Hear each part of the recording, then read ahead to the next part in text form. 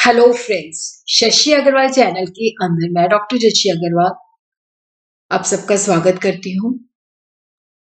तो आज का जो हमारा टॉपिक है वो है औद्योगिक विवाद के क्या कारण है।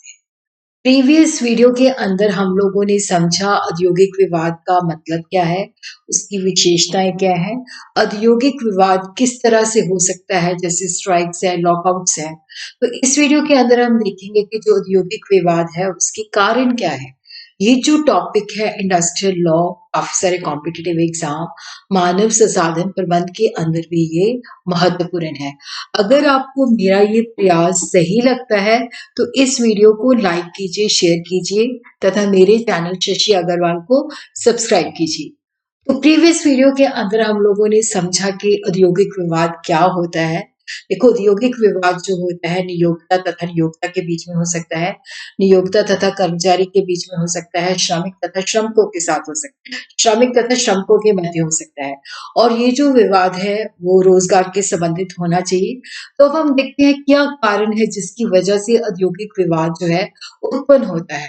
देखो, जो नियोक्ता होते हैं, जो एम्प्लॉयर्स होते हैं और जो श्रमिक होते हैं, उनके हितों में हमेशा विरोधाभास होता है।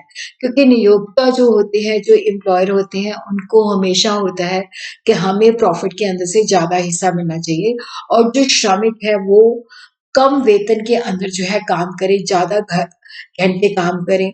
और वहां पे जो नियोक्ता होते हैं वो श्रमिकों को शोषण करने की भी कोशिश करते हैं।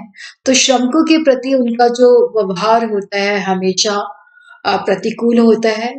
वो उनका शोषण भी करते हैं। और देखो, यहाँ पे जो मतभेद है इस वजह से भी होता है कि जो मजदूर होते हैं, जो श्रमिक होते हैं, उनके साथ जो है मानवीय व्यवहार की कमी होती है। उनको जो नियोक्ता होते हैं वो समझते हैं कि ये हमारे जो है मजदूर हैं, जैसा हम कहेंगे ये वैसा ही करेंगे। तो मानवीय व्यवहार की कमी होती है और काम करने के लिए अच्छी वर्किंग कंडीशंस नहीं दी जाती।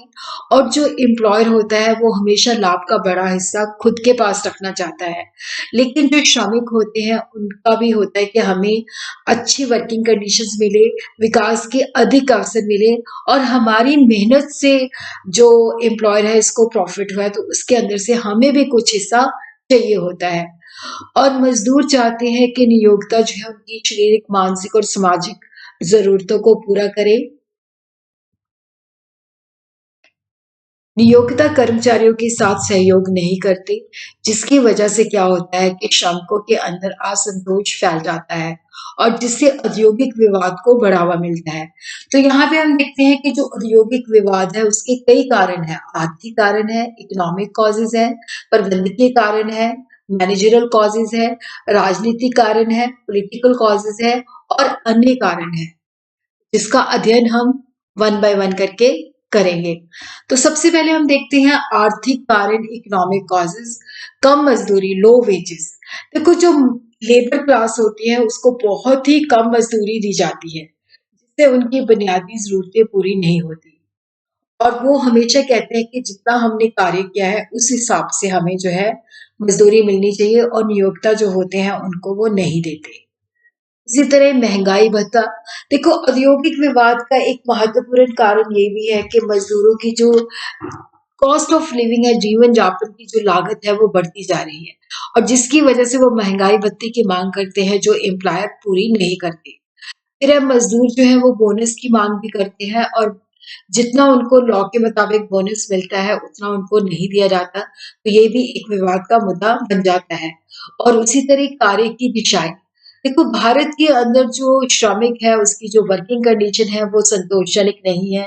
मशीनें पुरानी हो जाती हैं, रोशनी वहां पे सही नहीं होती, सुरक्षा प्रावधान का अभाव होता है, स्थान की कमी होती है, सुविधाओं का अभाव होता है, और जिसकी वजह से क्या होता है कि श्रमिकों के अंदर असंतोष होता है। तो ये मुद्दा विवाद का कारण बनता है। उसी तरह औद्योगिक लाभ। श्रमिक वर्ग जो मेहनत करते हैं उस मेहनत की वजह से जो नियोक्ता होते हैं उनको लाभ उत्पन्न होता है, और वो लाभ का ज्यादा हिस्सा अपने पास रखना चाहते हैं, और लेबर क्लास को उसके अंदर से कुछ भी हिस्सा देने को तैयार नहीं होते, जिसकी वजह से मतभेद टालता है। काम के घंटों को लेकर भी हमेशा विवाद रहता है। कानून के चाहे कानून बना हुआ है कि इतने घंटे काम करने हैं, लेकिन इसके बावजूद भी नियोक्ता चाहते हैं कि मज़दूर जो है ज़्यादा घंटे कार्य करे और वो उनको कम वेतन प्रोवाइड करें।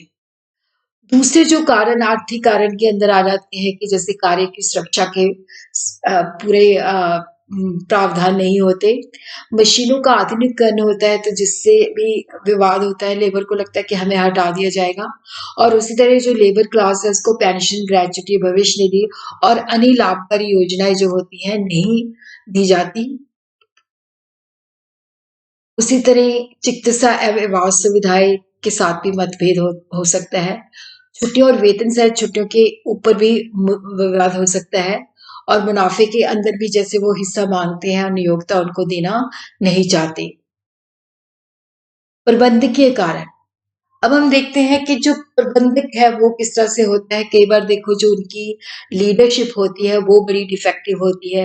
वो सही ढंग से लेबर क्लास के साथ जो है एक तालमेल नहीं बैठा बन पाते। वो जो पॉलिसीज बनाते हैं वो लेबर क्लास के फेवर में नहीं होती। वो सही तरीके से उनको गाइड नहीं कर पाते। तो यहाँ पे जो प्रबंधकीय कारण है कि देखो ट्रेड यूनियन को वो रिकॉग्निशन नहीं देते, वो ट्रेड यूनियन को मान्यता नहीं देते। नियोक्ताओं का हमेशा ट्रेड यूनियन के प्रति जो रवैया रहा है वो नेगेटिव ही है।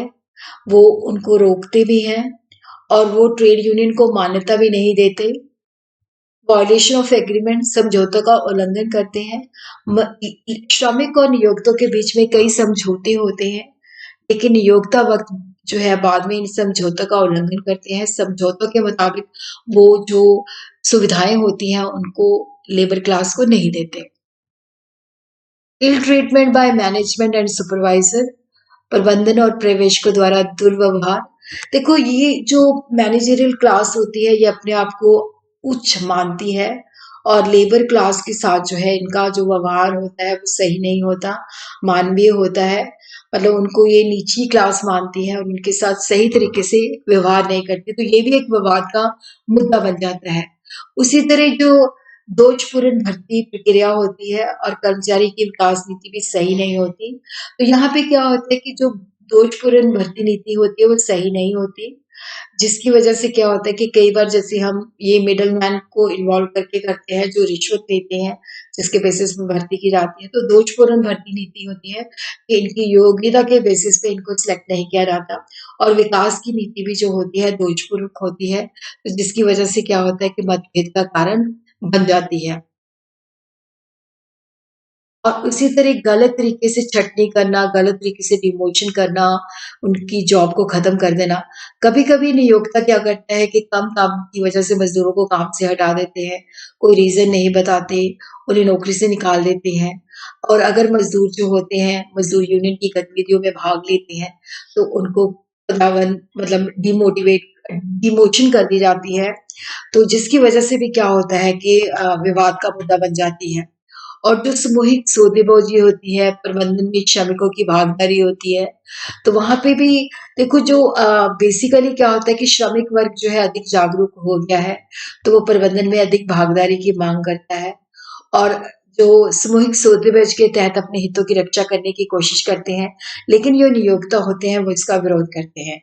और उसी तरह जो स्वीकृत आचार संहिता होती है उसका उल्लंघन किया जाता है, जो कोड ऑफ कंडक्ट के अंदर जो फैसिलिटीज़, जो सुविधाएँ, जो इनका बनता है वो नहीं दिया जाता, उसके मुताबिक नहीं किया जाता, तो जिसकी वजह से विवाद का मुद्दा बन जाता है। फिर उसके बाद हम देखते हैं राजनीतिक कारण। तो भारत के अंदर जितने भी श्रमिक संघ हैं, उसपे राजनीतिक प्रभाव ज़्यादा होता है। राजनीतिक पार्टियाँ जो है श्रमिक संघों को जो ट्रेड यूनियंस होती हैं, उनको अपने स्वार्थ के लिए यूज़ करती हैं। और उसी तरह क्या है कि ट्रेड यूनियन अपनी स्थिति का लाभ उठाते हुए उठाती है और मतलब अपने लाभ का सही तरीके से फ़ायदा नहीं उठाती। मतलब ये उस सिचुएशन का फ़ायदा उठाती है और जानबूझ के क्या होता है कि जो नियोक्ता है उसके विरुद्ध जो होता है वर्कर को भड़काती है। और जिसकी वजह से क्या होता है कि बहुत सारे औद्योगिक जो है आंदोलन हो जाते हैं। उसी तरह देखो जो औद्योगिक जो ये ट्रेड यूनियन है, ये सरकार के खिलाफ जो है हड़तालें करती है ताकि उन पे दबाव डालती है कि हमारी माँगों को पूरा करो। इसी तरह अदर रीज़न जो है, अन्य कारण जो है कि जो सरकार जो है वो मैनेजमेंट को ज़्यादा समर्थन देती है, जो लेबर क्लास होती है उसको समर्थन नहीं देती। उसी तरह ट्रेड यूनियन होती है तो उनके अंदर आंतरिक विरोध होता है, उनके अंदर भी इंटरनल आंतरिक राइवलरी होती है, जिसकी वजह से ट्रेड यूनियन जो है बटी हुई होती है और सही तरीके से श्रमिक का जो बेनिफिट है उसको नहीं दिलवा पाती। और उसी तरह क्या है कि जैसे आजकल औद्योगिक तरक्की हो रही है तो उद्योगों के अंदर मशीनीकरण बढ़ रहा है, आधुनिकीकरण बढ़ रहा है, तो ये जो ट्रेड यूनियन है ये संचालन का भी प्रतिरोध करती है, तो जिसकी वजह से भी मतभेद बढ़ जाता है। उसी तरह सांप्रदायिक सोच का प्रभाव भी होता है क्योंकि जैसे अलग-अलग जाति को वो होता है कि ये मतलब मतलब जातिवाद के मुद्दे को भी वहाँ पे जानबूझ के उछाला जाता है। उसी तरह जो मानवीय संबंध होते हैं उसको अस्वीकार किया जाता है, तो जिस वजह से क्या होता है कि औद्योगिक मतभेद होता है।